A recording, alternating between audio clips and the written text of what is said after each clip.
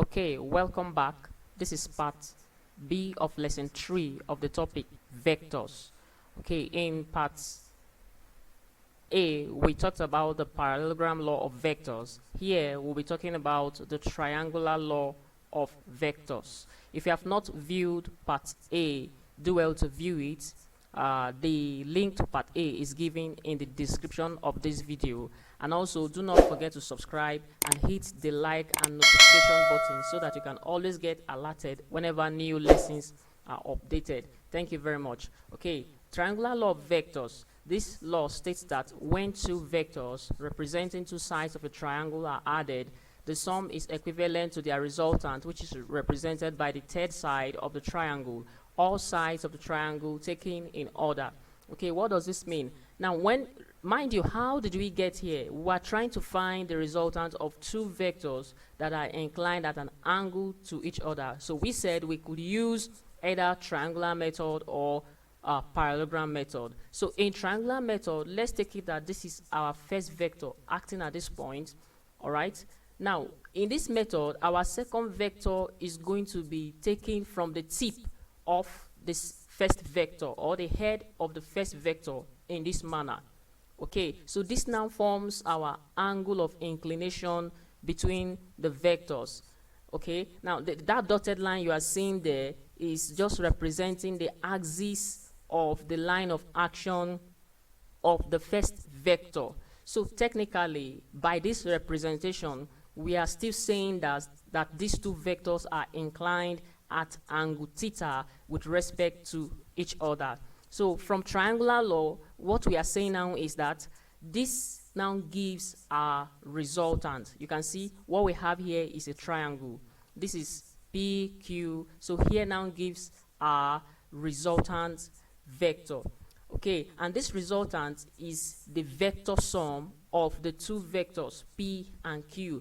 When you hear the word sum here, it's not talking about an ordinary algebraic sum. Rather, it is referring to vector sum. You know, in cases 1 and 2, where we had our vectors acting in same direction or in opposite direction, we could just take the sum like that by either adding or subtracting. But here, when you are having two vectors inclined at an angle, taking the vector sum is not just adding or subtracting as it were. Okay, it is when you are using matrix notation, okay, that the idea of vector sum in this context may be a little bit more explicit.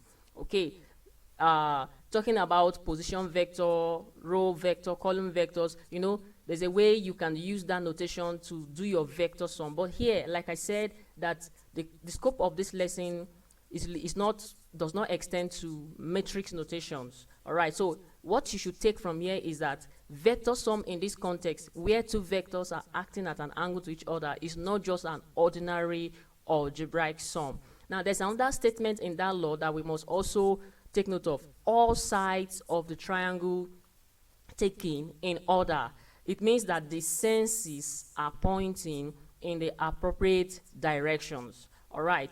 Now, in this case as well, our resultant is given by cosine rule, which is r squared is equal to p squared plus q squared plus 2pq cos theta, or r squared is equal to p squared plus q squared minus 2pq cos 180 minus theta. So whether for triangular method or parallelogram method, our resultant is gotten using cosine rule.